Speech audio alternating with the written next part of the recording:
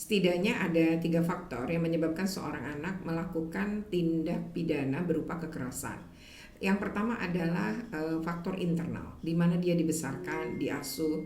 Ketika dia diasuh dengan kasih sayang, dengan kehangatan gitu ya, bukan dengan kekerasan, maka kemungkinan besar dia tidak melakukan kekerasan, tapi kerap kali dicaci, dimaki, dipukul ketika dia bersalah dalam pengasuhan.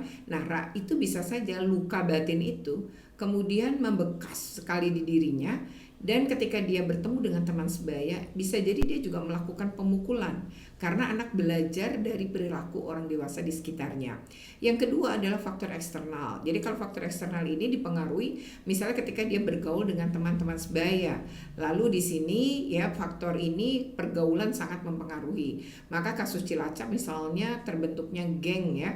Nah, bagaimana anak-anak misalnya dengan yang merupakan juga korban kekerasan dalam pengasuhan kemudian berkumpul ya dengan anak-anak yang senasib, ya ini bisa jadi gitu ya akan terus juga melakukan kekerasan gitu. Nah, yang terakhir sebenarnya adalah faktor media sosial ya, internet ini juga sangat mempengaruhi, di mana anak-anak melihat kekerasan gitu ya dengan berbagai cara termasuk dari YouTube, atau juga dia main game online tapi mengandung kekerasan. Ini juga bisa mempengaruhi cara berpikir maupun cara bertindak seorang anak.